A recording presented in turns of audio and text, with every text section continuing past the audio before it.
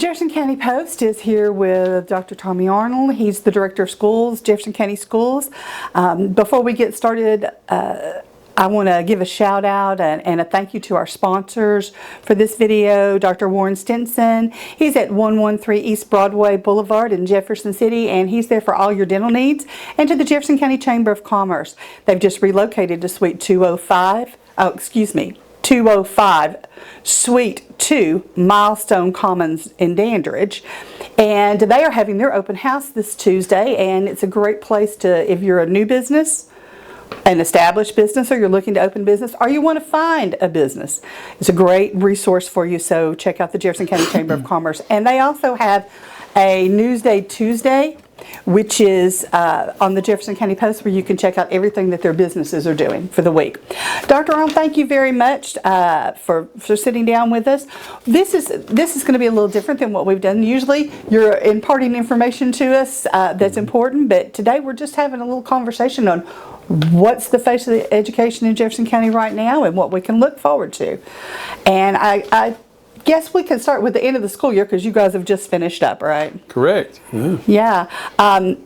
Congratulations, by the way. So in December, the Tennessee Department of Education issued or released the school score. Each school gets a grade. Is that right? They get a grade. It's like a report card grade. Correct. And Jefferson County did very well.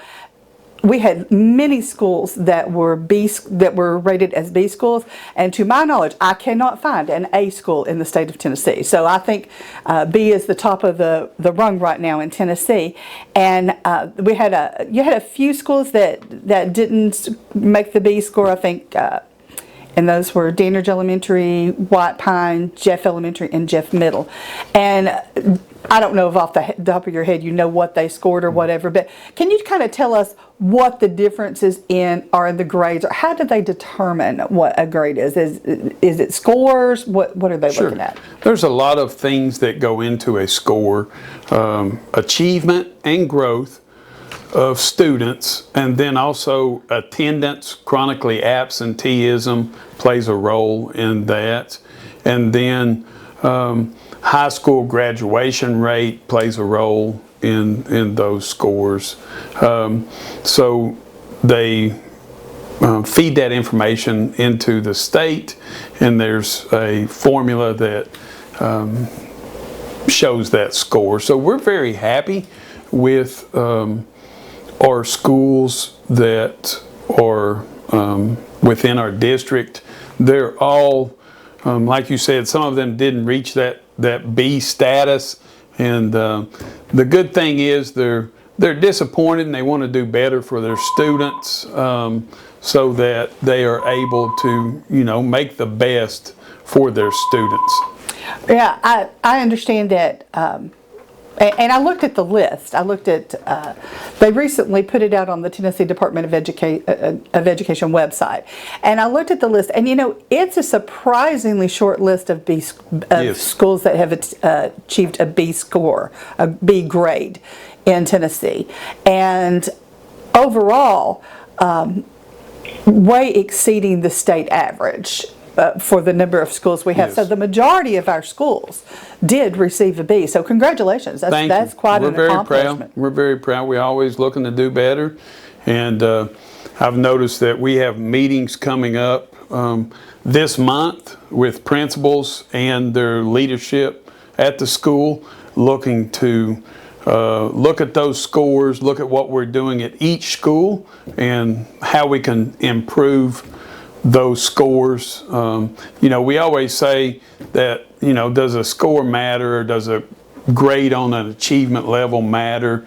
And I think the most thing is that achievement level kind of reflects what we're doing for our students, and we want to make sure we're doing the best for our students that we can. And I understand too that just like I guess with students in schools, it's not a one-shot thing. You're looking for an across-the-board maintaining a certain standard and that type of thing. But it is really quite an achievement, and you guys should be proud. Your teachers should be proud. Administrators should be proud. Also, one of these new things that's come on at the end of the year is the Education Freedom, the voucher program. So we've been getting a lot of questions about how the voucher program is going to affect Jefferson County schools. And I know that as of May the 20th, the state says that 38,000 people have applied, students have applied for 20,000 vouchers. So obviously not everybody's going to get them, and I think 51% I think are not economically challenged. They don't fall into that economic slot. So they're looking at some sort of a scholarship type of situation from the state, and then the other ones are looking at a different kind of funding because they are economically challenged. Do you have any numbers on how many in Jefferson County have applied, if any have applied, and that type of thing? Or is that information still out there? Yeah, it's still out there. We don't have a breakdown of our county individually and how many of our students or citizens in the community have applied for that voucher to attend a private school. And you know, we've not seen a huge impact of a private school within our district. We do have several students and families that choose homeschool as an option. So that is a fairly large number of students in our district. They don't qualify for vouchers for homeschool students, but that's where I would say we lose the majority of our students is homeschool. That number's increased dramatically over the last 20 years, would you say? Oh yes, drastically What do you increased. think's driving that? Because that seems to be a trend, not just in Jefferson County. It's a trend everywhere. So why are people, do you think they're bailing out of public and private education for homeschooling? Yeah. I think that options, freedom to provide an education and being able to do it on your own time and schedule. You know, a lot of parents choose that freedom to educate how they want to of their child. For, you know, public school is traditional. We begin at 8, we end at 3, we send them home. So there's not a lot of leadway as far as students don't function well in the morning, so you know we let them sleep in, or you know, we even have some high school students that have to provide things for the family and do things, and that homeschool option's just better for them. So you know, I'm definitely about school choice. I will never you know, any parent that chooses public school, private school, homeschool, you know, I applaud you for providing the education for your child. I feel like that is the important thing. But we're here to really help. Whenever I went to school, I never heard of homeschool. You know, Right. ever how many years ago that was, a long time ago. It was a true anomaly. Yeah, oh yeah, Yes, I never yes. heard of it. So, you know, now it's much more common. Do you think that COVID had something to do with that as well? That, I mean, I think statistically there has been an increase in homeschooling since COVID. And then also people started working remotely, and so they're at home more, where Yes. I guess they can provide that Yes. schooling at home if they want to do that, and not be, like you said, attached to a schedule.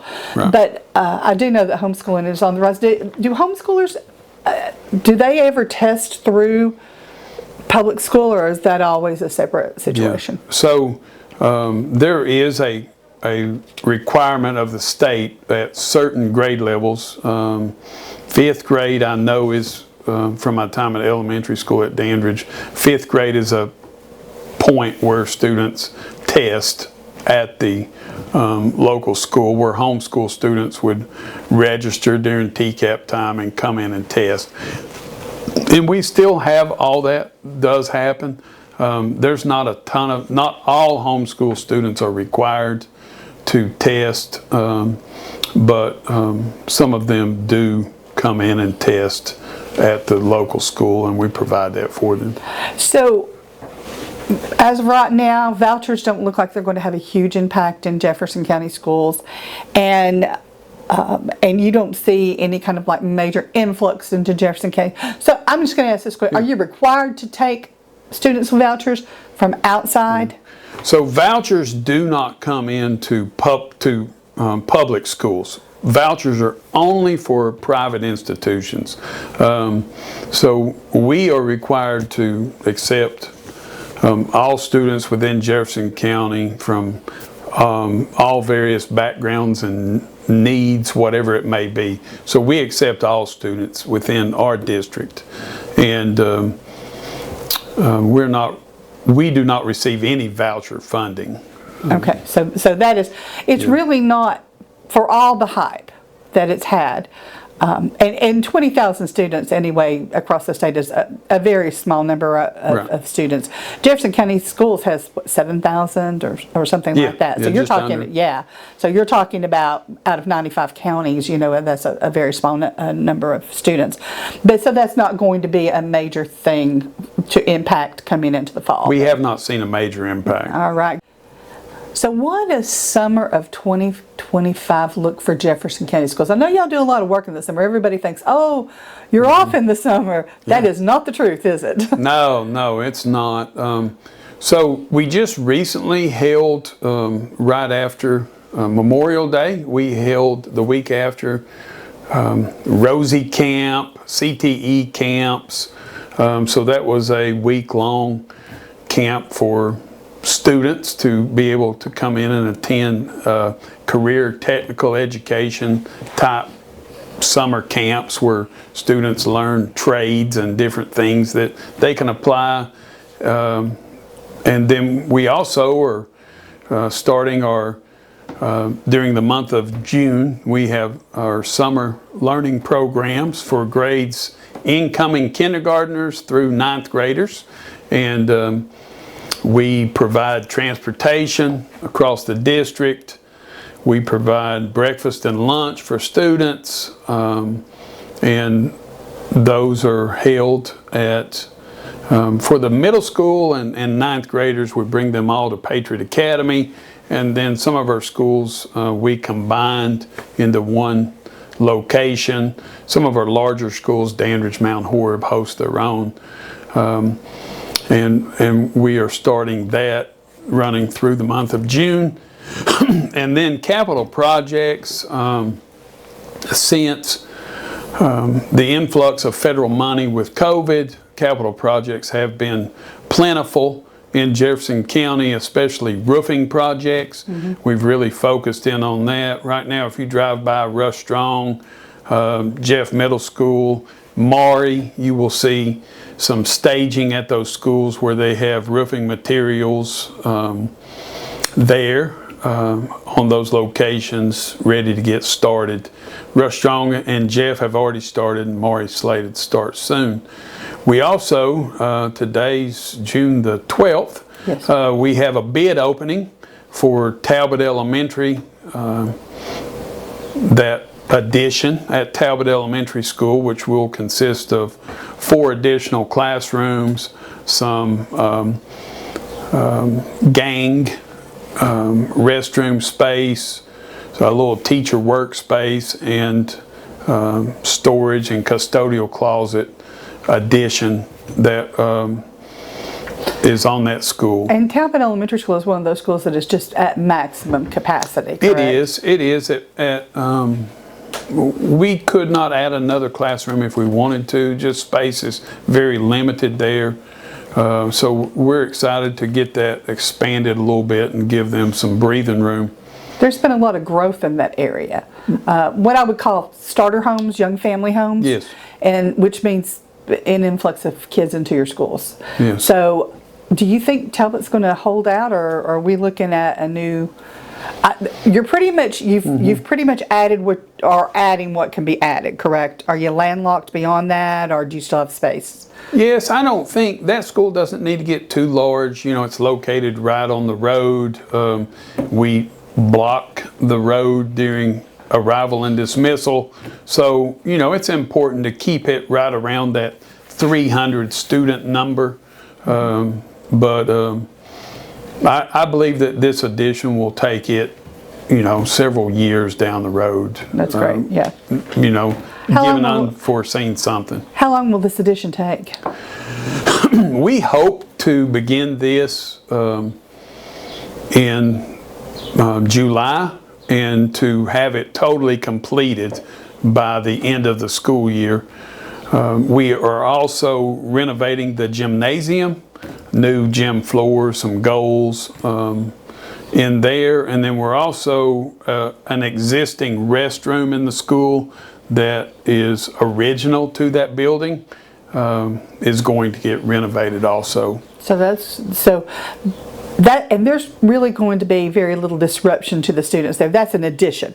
Yes. There's still the original classroom space is still standing. So there's still, now you've got another situation that has been a hot topic in Jefferson County. Yes. So recently the board decided to renovate rather than build a new Jefferson Elementary School. And there was a lot of back and forth, you know, I know on both sides of that issue. So what does that look like? Is there anything that's going on with that this summer? Yeah, so you will not see anything if you drive by. There's no construction, no materials. Nothing's happening for several months at Jefferson Elementary School. So what's happening now is contract negotiations with the architect that will design the work. We also have a proposal out for a construction manager for that project, and the board will choose a construction manager for that project. And then once those people are in place, we are all working to design development where we determine exactly what the renovation's going to look like. You know, what are we going to do? The board has a scope of work that they'd like to see done at that school, but exactly, you know, it talks about replacing all the windows get replaced, but exactly what will that look like? So that's in that design development, and then that'll lead into schematic design where they have a 3D layout of the project.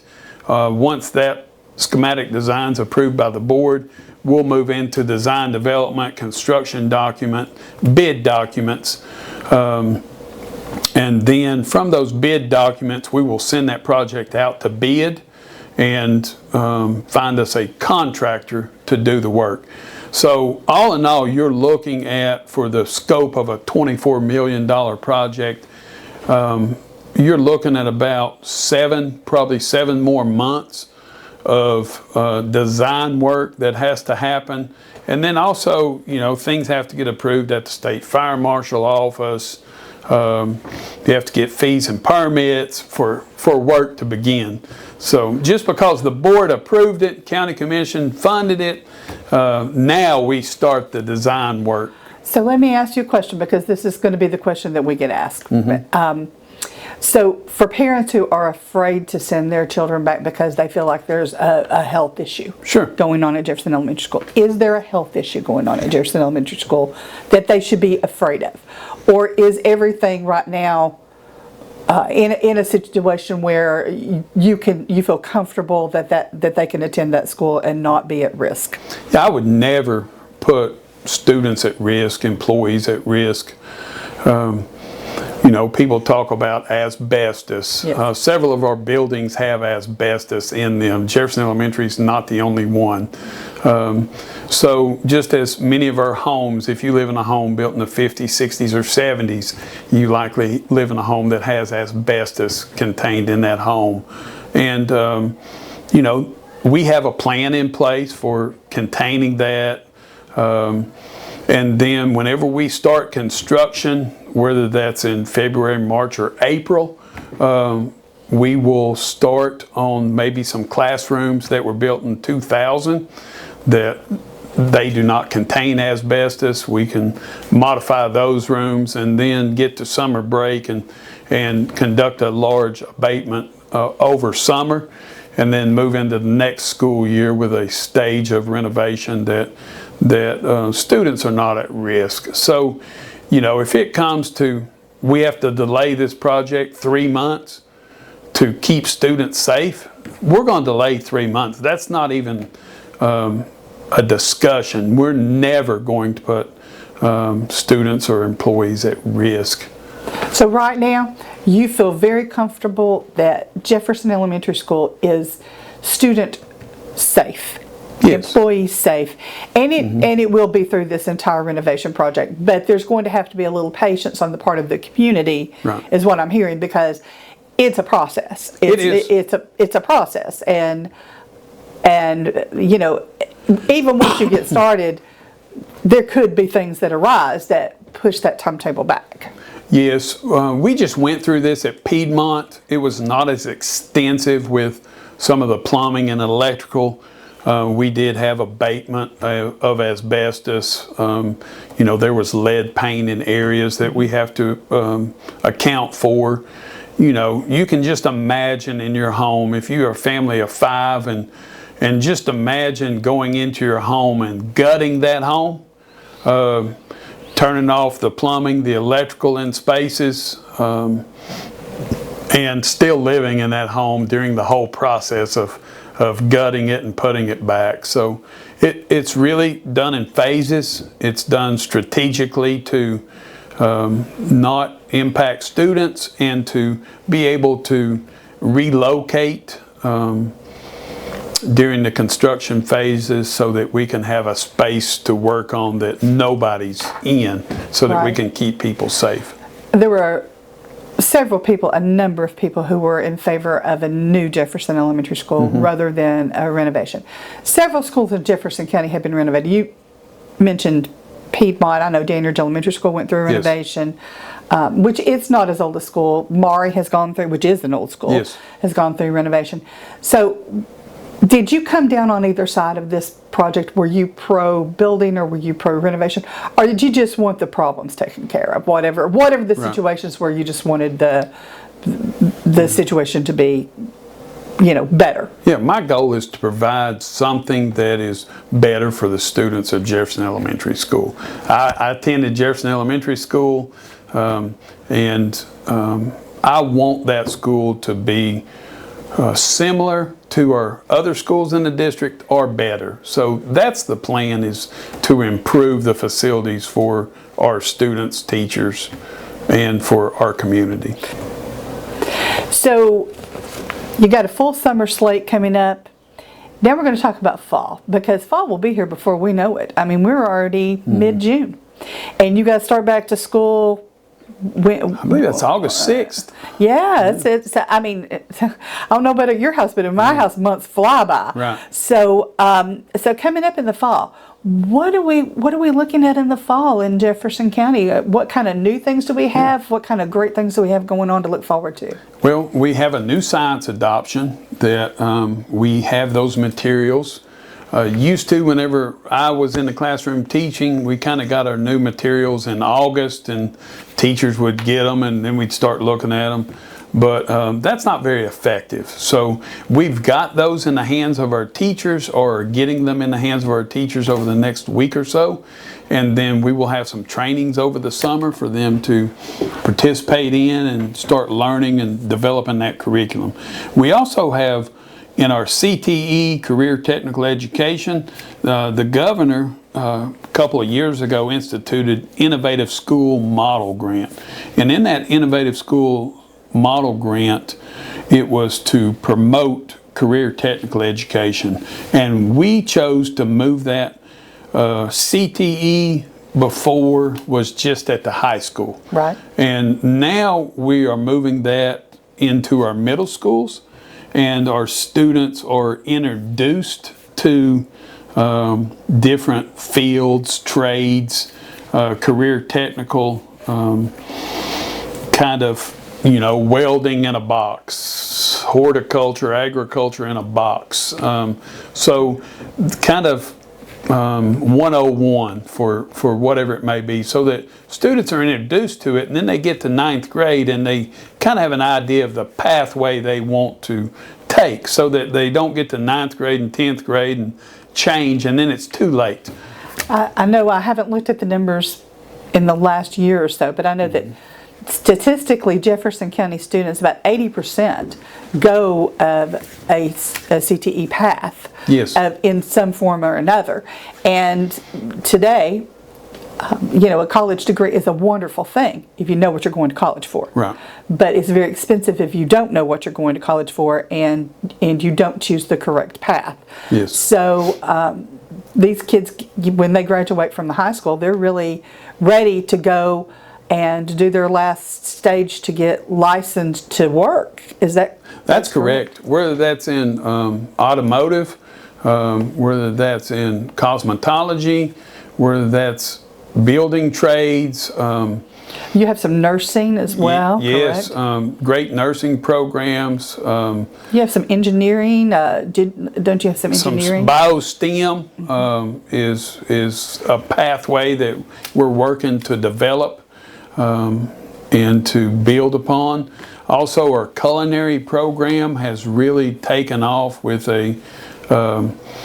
Miss Heather Martin's picked that up, moved from home ec to culinary, and she does a great job of, whether you wanted to be a caterer or especially in Sevier County, the food service industry it's huge. It is huge. Hotel and those types of things are a lot of So these students are ready to, even if they have to have certification, they're ready to go and get. We personally know a young man who went through.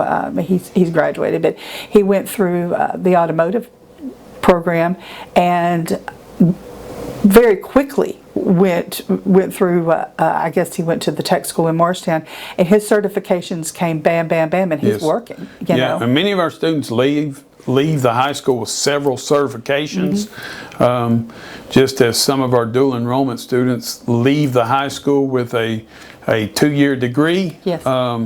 Or they take 30 hours with them to a university. So those certifications, that 2-year degree, those college hours are really pathways that give students lots of options to. And it's a great financial benefit because if you can enter already ahead of the game and you don't have to go to school for as long, particularly if you're pursuing a 4-year degree and you can go in with 2 years, that's a lot of money being saved. It is. It's a huge financial benefit to the students.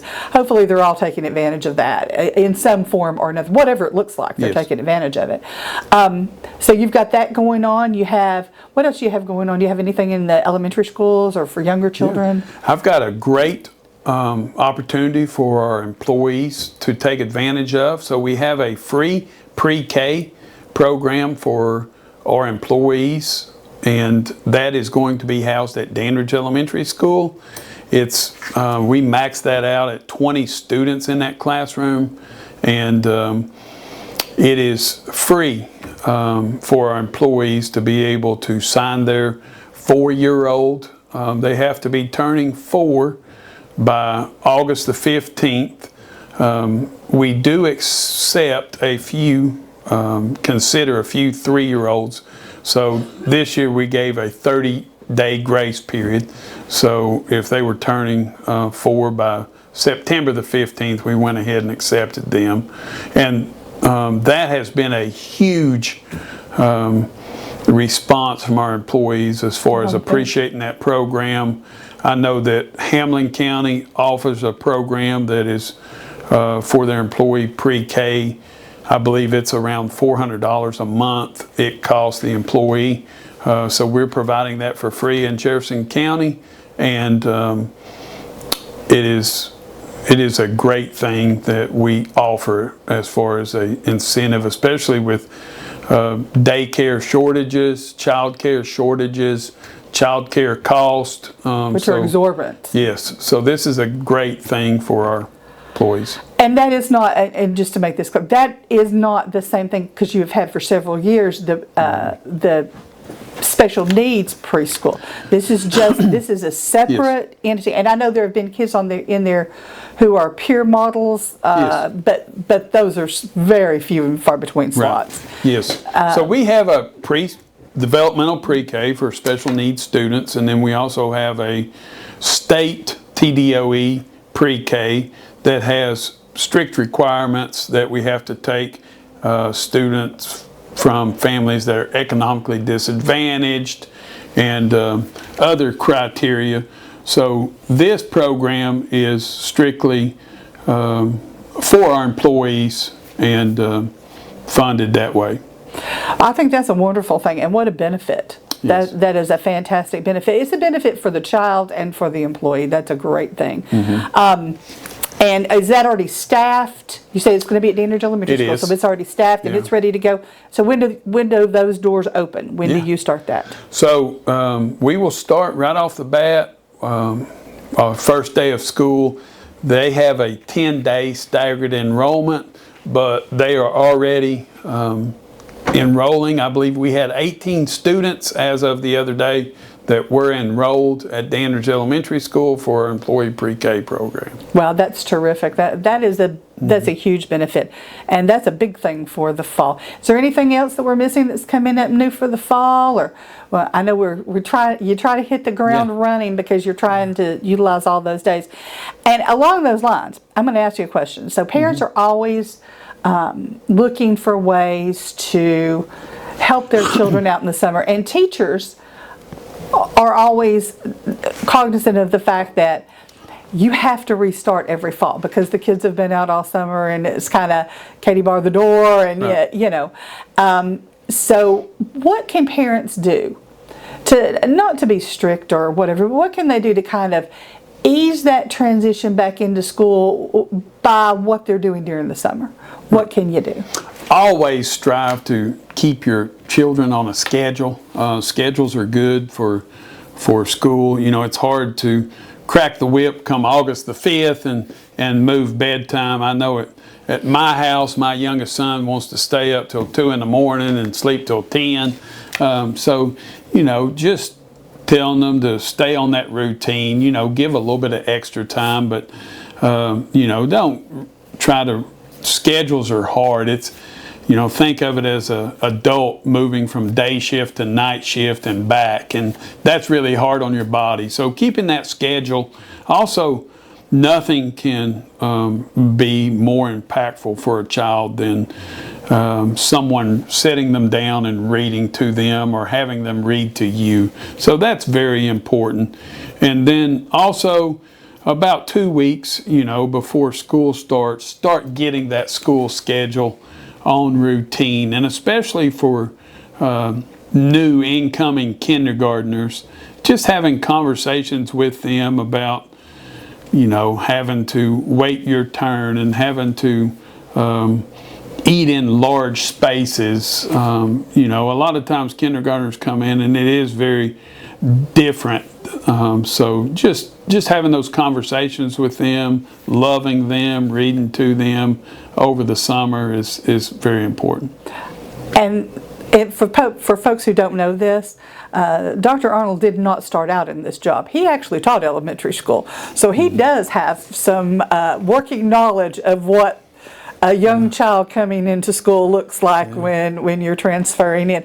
It's always fun to think about what people who are in administrative positions and decision-making positions, where you came from. Yes. You know, because that influences what you actually know. And he was my son's elementary school teacher. So, you know. I try to never forget that because teaching is a tough job. You know, being an administrator or principal is the toughest job I ever had, but the most beneficial, most impactful. I just love that time at Dandridge. Let's talk a little bit about what you'd like to see and about what advice you would have to somebody who's looking at maybe going into education. Because the face of education has changed a lot in your career, let alone in the last 50 years, you know. And so if you're talking to a high school student or college student who's looking at maybe going into education, what is your advice to them as far as pursuing a career? There's, you know, like you said, 20 years ago, there was not many options. Once you enter a field, had a degree, and it wasn't in teaching, then you had to kind of restart all over. But now, the State Board of Education has lined up many pathways to become a teacher that are unconventional or non-traditional to the past. So, if you're sitting in an office somewhere with a degree from an institution, you're thinking, I'm not really making a difference. I would love to teach, but, reach out, call us. Let's discuss some pathways. Call Carson Newman and have a conversation with them. We're always looking to bring in people. Ron Overton's a prime example of, he's been a principal at many schools. I hired him from he worked at a local business, but this didn't feel like he was making a difference, and went back to school and got into education, and here he is helping students every day. So reach out to us. We'll try to find you a way. If you want to teach, we'll help you. I would think that some of those non-traditional staff members bring something extra because they've worked in other industries, and it's not a how do I say this? When you're young, sometimes decisions are made without really understanding what you're going to be doing in the future. Yes. But if you're 30 years old, or you're 28 years old, or you're 45 years old, and you're going back, you know what you're getting into. Yes. So it's a little different perspective. Yes. Not to say that young teachers aren't great, because we need them. They've got a lot of energy. Oh yeah. And so you have, how many years have you been in education? Several. 26 years. 26 years. So you've seen a lot of changes in Jefferson County, in the state of Tennessee, yes. and nationally there have been a lot of changes too, a lot of caveats. We always used to laugh and say that when we were reporting on something, anytime a new incentive came, career ladder, whatever, just give it a few years. It'll make its way out the door, right. Something else will come back. What would you like to see in education? Because it is changing, obviously. Yes. So what is, Dr. Tommy Arnold, what is your dream for education? Yeah. Here in Jefferson County, my dream for education is to provide the resources that teachers need to help students and to be successful. I feel like that the classroom is becoming more and more diverse with the student population, and I feel like that one teacher in front of 25 kids is insufficient to be able to deliver instruction. So to be able to give teachers those pivotal instructional assistants in the room to help with small group instruction is so vital. 45 minutes a day is not enough. I feel like that we need to work to continue to fund our instructional assistants and keep them at a level for our teachers. That is important. Also, the traditional teacher is different. So like we talked about earlier, pathways of, this teacher was in an accounting office for the last 8 years. Now she's in a classroom, or he's in a classroom. So we have to provide those supports for them to be able to be successful in managing the classroom and managing your time and developing lessons. So providing those supports and resources for our teachers is crucial for them to, especially new teachers. The new generation of teachers want a lot of collaboration. They want a lot of feedback. They want a lot of support, and we're here to provide that and try to give them what they want and need. I want to see our facilities. I know at one time in Jefferson County, roof leaks were something we just lived with, and I don't think that's acceptable. So we developed a plan 5 years ago, and we took care of that issue. Now, if we have a roof leak, we're surprised. So it's something new. It's not, here's 12 trash cans set up ready for the rain. So we want to provide an environment that's welcoming. That doesn't mean that we need brand new schools. Maury Middle sits on the hill. It's 75 years old, has one of the most beautiful views. Jeff Middle's 75 years old, or high school's 50 years old. They're all great buildings that provide, but we need to work to maintain, and it is a lot. 1.2 million square feet of school space that we maintain every day. That's not counting the grounds and the issues that come along with that. So just maintaining, having an emphasis that everything we do as well as we can. And whenever we fix something, we don't want to put a Band-Aid on it. We want to repair it so that I don't want to ever have to touch it again. Mm-hmm. I want somebody else to have to worry about it 20 or 30 years down the road. So that's important. And do you believe that an expansion of our CTE program is going to be a big deal? Mm-hmm. I mean, is that something you'd like to see? Would you like to see other, I guess, courses offered, other opportunities offered? Mm-hmm. I know space is an issue. Obviously, finances are an issue. But, I mean, we're talking about a perfect world. In a perfect world. Sure. I think that it's not about expanding programs, but having programs that are able to pivot and as the world is changing faster, our CTE programs need to be able to redesign based on the world and the needs and the job market in our area. Just as Oshkosh, J-Tech moved into our area and built some armored vehicles and various things, we developed a welding program. And very successful welding program. Oh, yes. Tim Epling has been a godsend for our school system and running that program. So the thing is, especially in our CTE department, it's not about the program, it's the people. The people that are running that program is crucial to building the program, getting the kids' interest and development of that program over time. So we have some wonderful CTE teachers that have been here. I mentioned Heather Martin earlier, Adam Martin, Mike Maples, Jeremy Dalton, on down the line of just people that are so connected to their field and encouraging kids and just getting them involved in that program. So we provide those resources, and then we also have to be able to revamp that program.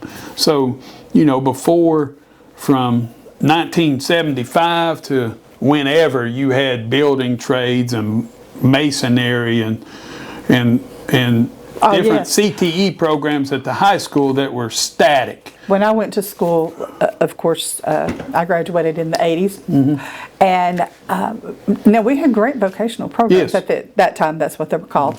And the guys who went through there, and it was mostly guys who went through there, mm-hmm. the guys who went through there could walk out and get a job because they were working in the industry. Well, they were almost apprenticing with people who came in. But the world's different now. It is. And so we have to, back then there weren't all the certifications in every single thing you did. Now it's a ton of certifications and whatnot. But I think Jefferson County High School seems to be on the right path as far as that goes. So just a quick question on year-round school. So are you in favor of year-round school? Is it a yes or a no? No, I'm not in favor of year-round school. I just feel like we need that time, a large amount of time, to refresh, relax, and start back. Whether it's year-round school or traditional calendar, everybody goes 180 school days. The teachers are contracted for 200 days. So it's about the breaks. And I don't like the year-round calendar of 2 weeks here and 2 weeks there breaks during the year.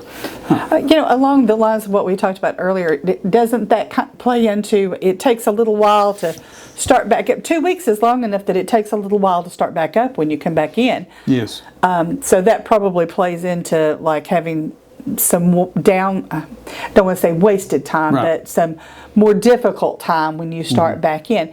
And then also, you mentioned earlier about some Jefferson County students who really need to help their families economically. And we live near Sevier County, and that's the tourist season. A lot of them work in those industries. So I guess it would be difficult for Jefferson County or Sevier County, Right. for example, to go to year-round school because those industries actually depend on that workforce. Yes, and that's why you see Sevier County have that later start date than we do. And we actually run a school bus to Sevier County for Dollywood employees that they reimburse us for our students to be able to travel over there by bus and work. Oh, that's a wonderful thing. Yeah, and people, I think sometimes we forget that sometimes work is not, obviously everyone wants to see young people be able to be in the workforce and learning those responsibilities. But sometimes it's not a want, it's a need. Yes. And we have to be cognizant of that, I guess. And that's something that you, I'm sure, are very cognizant of that. So in the fall is coming fast. You said the 6th, and the teachers go back before that, right? Yes. Are they end of July, maybe? Yes, it is the last few days of July whenever teachers report back. Yeah, and principals come back before that. Yes, around the 15th or so, the principals come back. And of course, you're here every day. Yeah, we're on every day. No vacation for you. So thank you very much. We appreciate you sitting down and talking to us and just kind of giving us an overview of what's going on. And when school starts back in the fall, hopefully you'll sit down with us again and we can look at particulars of maybe, what parents can expect going into the first days of school and that type of thing, because I think especially for new parents, it's coming into schools, it's very difficult to let your children go in and not know what's going on. I know you all do a lot of safety things. There's and you had mentioned when we were talking before off camera that there's practically no place in Jefferson County schools that's not videoed by camera, so there's a lot of safety things that go on to talk about at that point. But thank you very much. Thank you. I have enjoyed the summer as you can enjoy it, working every day, and I would like to thank Dr. Arnold for taking the time to sit down and talk to us. And once again, I'd like to thank our sponsors for the video, the Jefferson County Chamber of Commerce. They're at 205 Suite 2, Milestone, the new building, the Milestone building on 92 in Dandridge, and they are a great resource for all if you're a business that's just starting out, or your established business, or maybe you're thinking about starting a business. Give them a call at the Jefferson County Chamber of Commerce, stop in, and you can also keep up with what's going on with their business partners on the Jefferson County Post Newsday Tuesday. They put out every Tuesday what's going on. So, Dr. Warren Stinson, who is a wonderful sponsor for us at 113 East Broadway Boulevard in Jefferson City. Dr. Stinson is a great place to go for all of your dental needs, and you can give his office a call. Dr. Warren Stinson in Jefferson City. Thanks, Dr. Stinson. And thank you again, and we will talk to you soon. Happy summer. Thank you. I appreciate it. Thank you.